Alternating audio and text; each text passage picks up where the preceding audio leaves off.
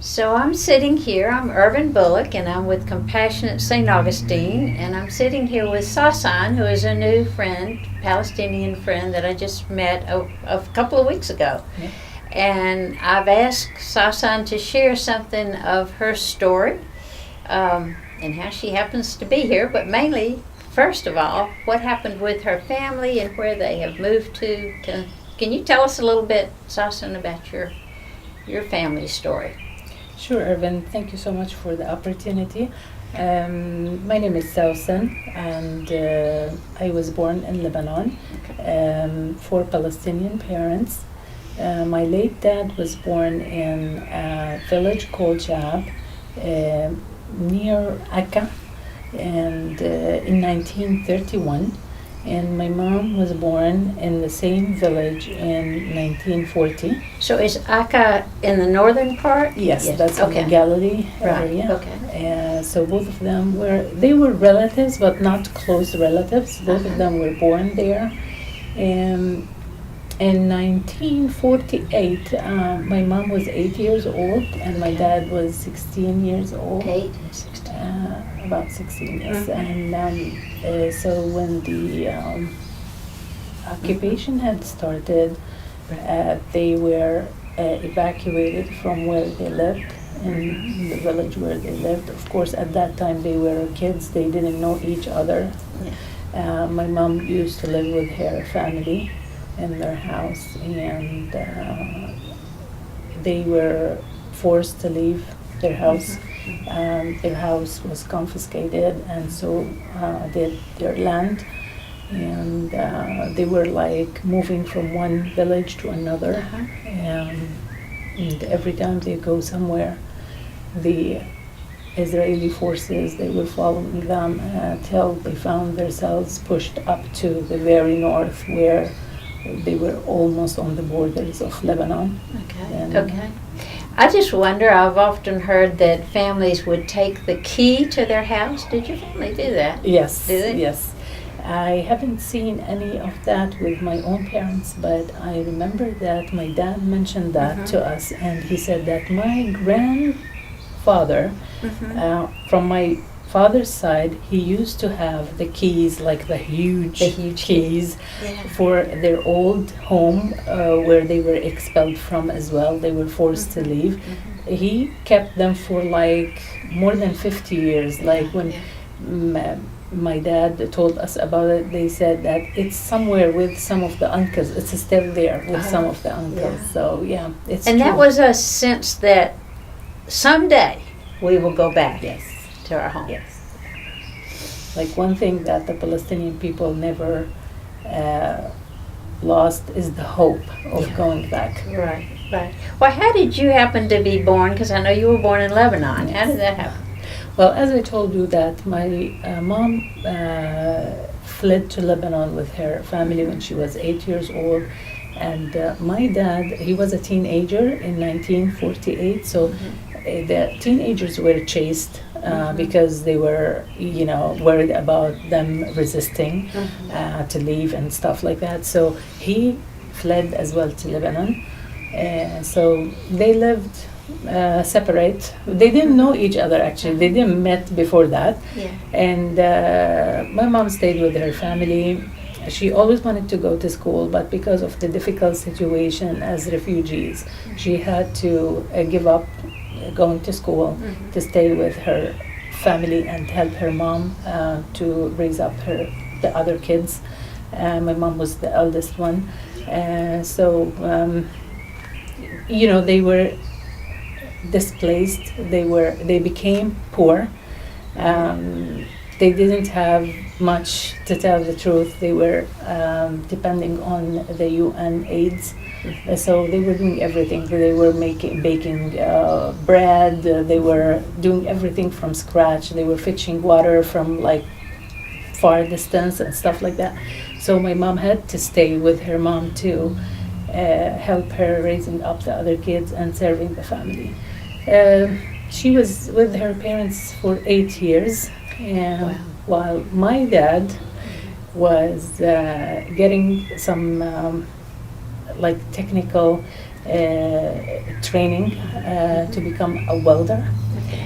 So 8 years later, they met through my grandfather from my mom's side, who was at like a traditional coffee shop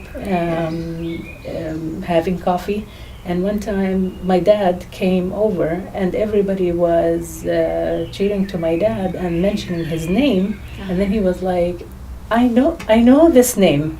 And then he asked him to come over and sit with him. And then he found out that they were relatives.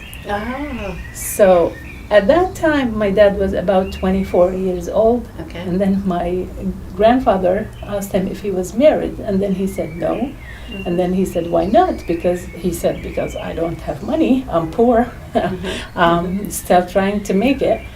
And then he said, would you want to get married? And then he said, if I have the money, he said, we don't care about money.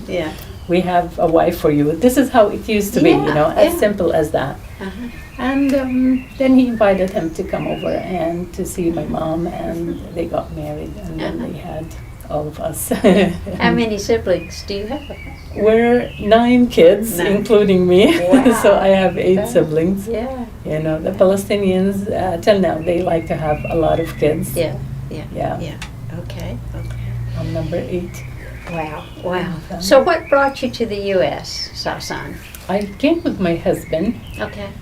Who had his education in the United States, and he worked in the United States as well, and he became an American citizen. He got his PhD and everything. So what does your husband do? He's a math professor. He's got his PhD in mathematics. Okay. Yes. Yeah, and then you got degrees. What do you do? I have a PhD in educational management and leadership. Okay. I worked for so many years in education. I was a college professor. I did, I taught business studies and stuff. And then after I finished my PhD, after we came together to the States to stay here and start a family, my husband and I. So I thought that I wanted to take care of the kids at that time. And he was so busy at work, then I thought, okay, I'll go back to school. And this is when I earned my degree. Yeah, okay. Yep. Okay. What brought you to St. Augustine?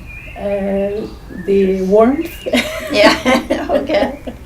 We lived in Chicago, we lived in Pittsburgh, and they were like freezing cold. Okay. Especially me, because my husband lived in the States before I joined him, so he lived in Ohio and some other places where it's snowy, so he could take the cold weather, but I couldn't. Yeah. I was always sick, and I had so many other stuff.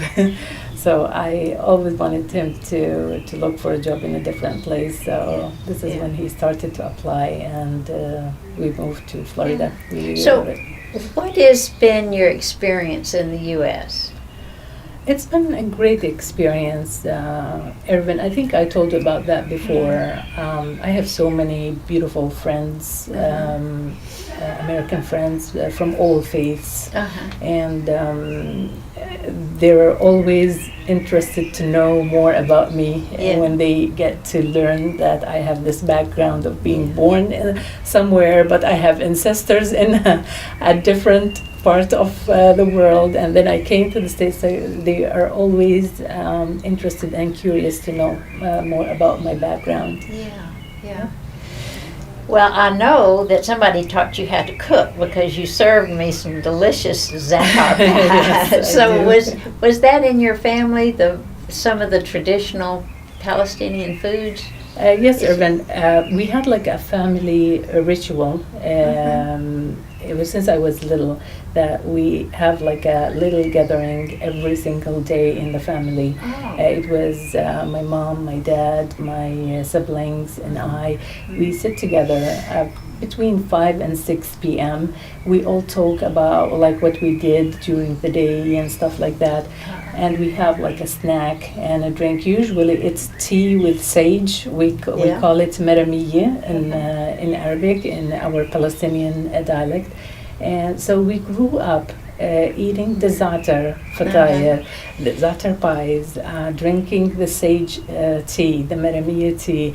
I remember that I was never introduced to like different kinds of food till the age of 15 or 16. I always ate Palestinian food.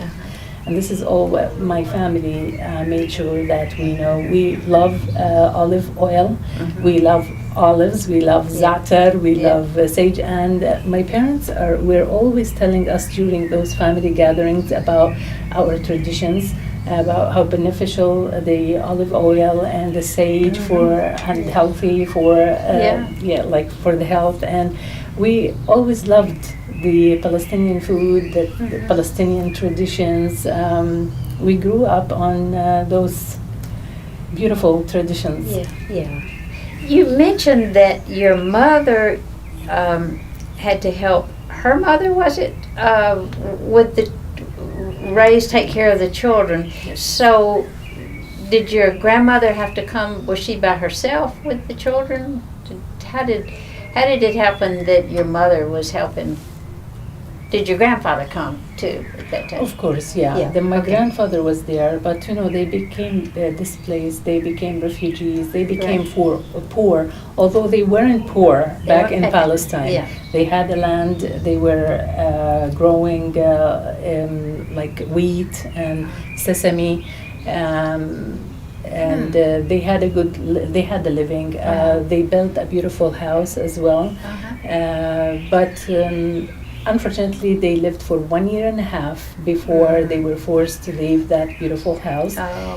So yes, my grandfather was there, but he was trying to make a living because they didn't want to stay in a refugee camp for all their lives. Yeah.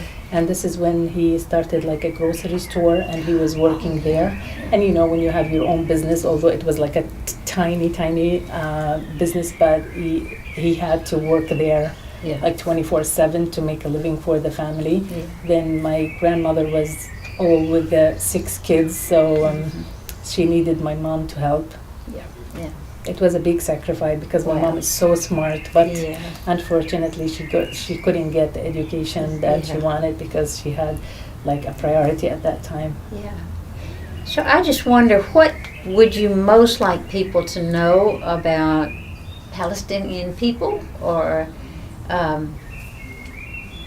what's happened, or what would you like, maybe even about Muslims, because all of this is, to a lot of us, it's unknown. It's like a mystery. Ervin, Palestinian people are beautiful people. They love life. They love people. I don't know if you have met Palestinians before, but I know that a lot of Palestinians, everywhere they go, they're successful people. They're very well educated. They give good impression about themselves. They have they have hopes. They have goals in life. They really like to have a good life. Wherever they go, they like to build and construct and establish. They love life. And I think they deserve to have peace, and they deserve to have rights as well, just like any other person in the world. They have a very rich culture, and they like to spread this culture everywhere. So, So we're in a very difficult time with Gaza and Israel, and I just wonder if you have a sense, what are your hopes? What do you hope we can somehow get to here? Well, my biggest hope, Ervin, is to see peace. And I never talk to anybody who's from Palestine who doesn't have that. They all share this common goal, that they would love to see peace.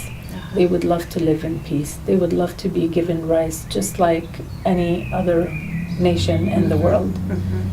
So they can take care of their land and raise up their kids and give them good life and give them hope.